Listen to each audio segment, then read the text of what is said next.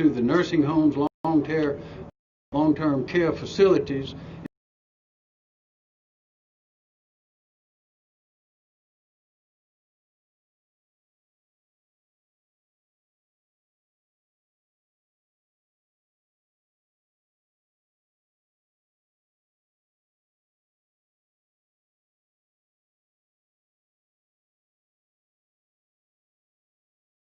Assets ready to go, although most of them are already stretched, but they answered the call and have been producing. Now, the confusion at the beginning as to whether they should hold back when they receive their shipment every week of first doses, whether they should hold back on those doses to give second doses 2 weeks later. The answer was no. You're supposed to go ahead and get those shots in their arms and be empty by the time your next shipment of first doses comes in, which is the same day every week. And then for Pfizer, 2 weeks after you get those shipment of first doses, you get an equivalent shipment, if you ask for it, of second doses. Well, there was some misunderstanding there, but we've gotten that clear, and everyone knows now, the hospitals who are the main providers at this point, that when you get those doses in, you get them in somebody's arm before the week is out, because it does no good sitting on the shelf. We have had enormous response from a number of, from public, from private. John Geddes, the mayor of Rock Hill, was instrumental. And I understand this is, somebody said this is Congressman Nolan's building. That's right.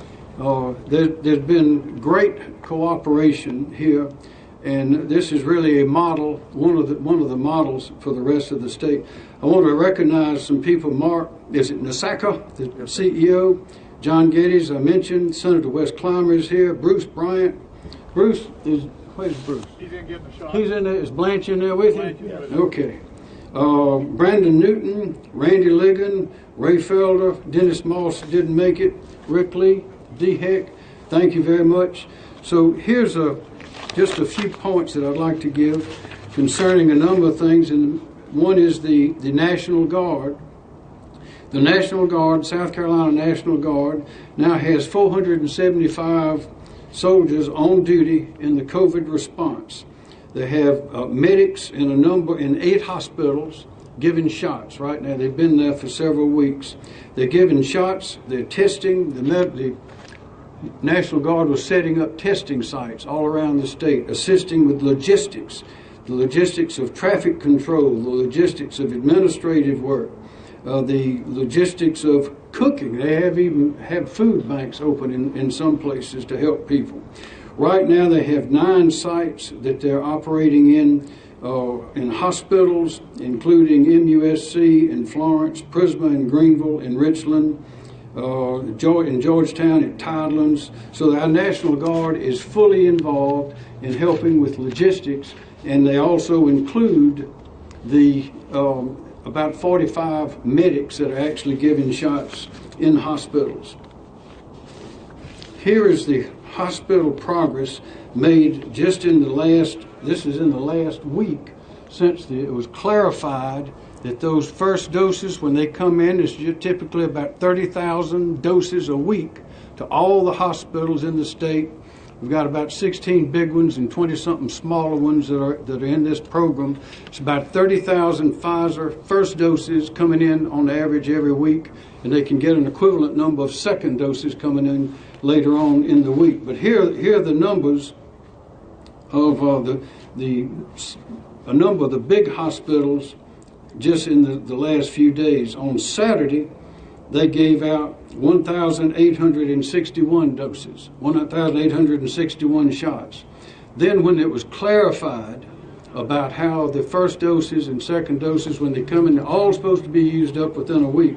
Sunday, they gave 5,568 shots. Monday, 10,210 shots. Tuesday, 13,007 shots. And Wednesday, 20,642 shots. So that clarification has helped greatly.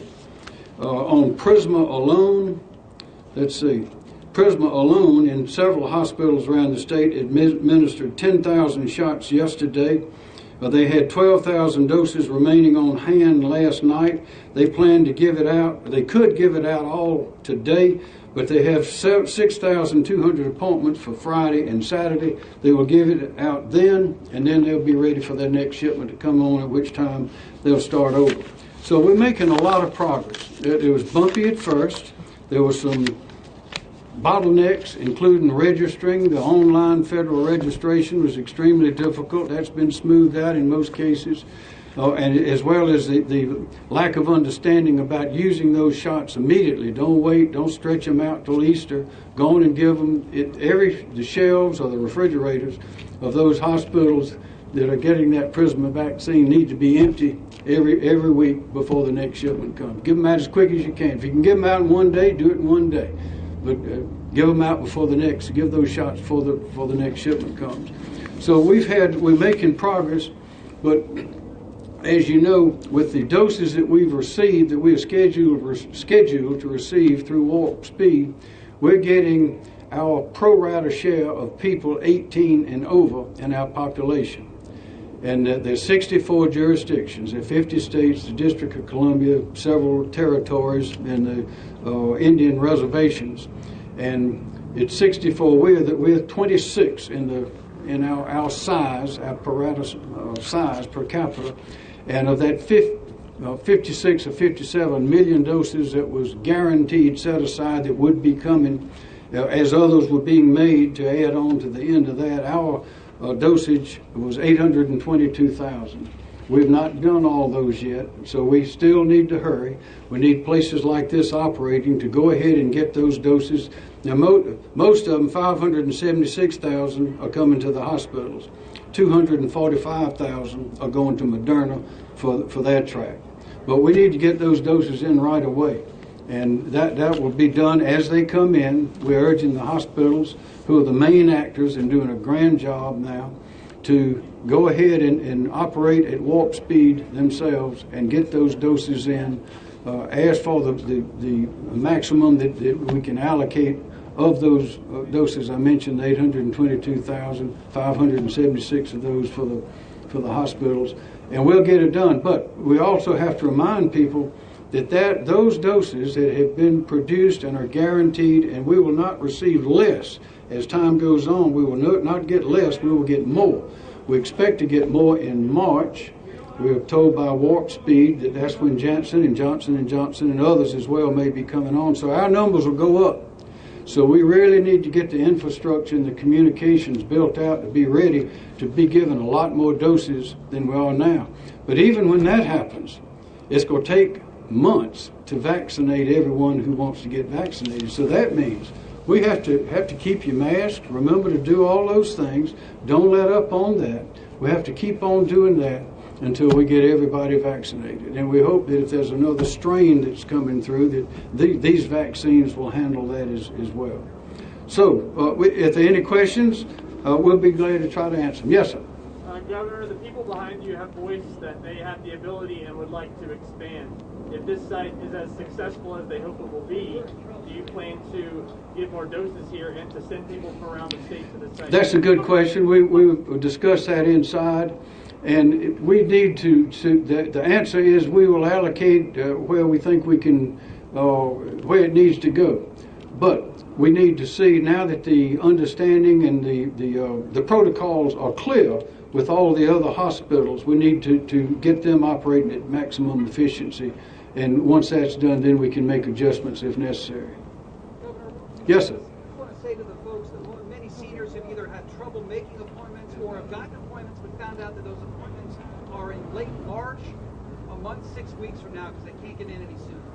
Well, that is a function of a couple of things. Not being able to make the appointment is partly a result of a very complicated federal online registration that a lot of people simply cannot operate. That's why a number of the hospitals, including Piedmont, have a system where they can help people register, and they've done that in other hospitals as well. But it's going to take a while. We're fortunate to have vaccine at all just after in 9 months, 10 months. That was quite a record to have any vaccine at all, new vaccine developed in that short period of time. But we'll be getting more. But in the meantime, people have to continue to be careful. We don't have enough to go for everyone who wants a shot right now, but we have not given out all the shots that we already have. We got about 80,000 shots sitting on the shelves that have not been given yet. About 273,000 doses, I think, have been administered, and we have a lot on the shelves. Question? Yes, sir. How many mass vaccination clinics like this one are there in the state, and why was it important for you to come and see it firsthand? Well, there are a number of these, including there's some drive-in places at the football stadium in Columbia. The National Guard and a group are there. I think Prisma is there. Prisma has also set up a site with USC Upstate. There are various drive-in sites around the state. This is an excellent thing here because you have parking, you have a nice place, you have a bunch of very capable teams that are inside working. But I'm here to congratulate Piedmont on their success and their foresight in getting their team together and getting this done. Earlier in the week, we were having to encourage some hospitals to do the same thing, but again, there was some misunderstanding. There were a lot of bottlenecks in the process, but there was also it just wasn't getting done fast enough.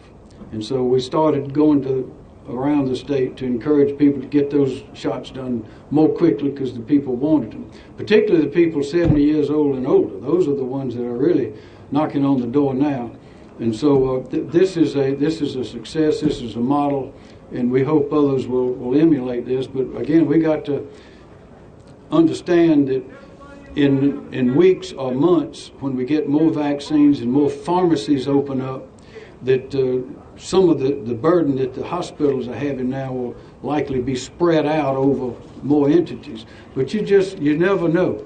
You never know exactly when that vaccine's going to come. You never know when we'll see the kind of immunity that we're looking for. Governor McMaster, how do you feel about so many South Carolinians wanting to get the vaccine, especially with so much vaccine hesitancy we see in other states? Well, we have some, you say vaccine hesitancy. Yeah, there's some people who just don't want to do it for a variety of reasons. I understand some young women are considering childbirth and things that they have questions that they'd like answered. You have others that have conditions. They're wondering what impact it may have on those various conditions. It goes from A to Z. But what our goal is to see that everybody wants one can get one. But that's not going to happen in the next few weeks. It's going to take some time. That's why we have categories, started with the healthcare workers in the hospitals, those that take care of the sick people when they come in. And that was broadened out. In fact, when the first doses were coming in on December the 14th, the CDC broadened the category to include first responders.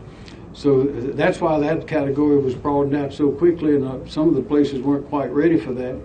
But then when we noticed a lack of people coming in to get the vaccines, that's when we opened it up to those 70 and older, because statistics show those are the ones that are getting the sickest and are passing away. What about a timeline? Do you have your own timeline or matching DHEC's timeline as to when we might move into phase 1B so more South Carolinians can get vaccinated? Well, we have to, before we open it up to more, we need to accommodate it to the extent we can this first group, which now includes people that are 70 and older. And there are a lot of those appointments have been made. But those are things that we have to make those calls as we go forward and see how it's flowing. Can you speak to the efforts of people behind you who were able to take this place from zero to operational in the past 10 days? I think we ought to give them some kind of award. Because, matter of fact, let's give them a hand right now. This is really the kind of collaboration, communication, and cooperation that we're very proud of in South Carolina, and I can assure you that I think we're quite a standout among states.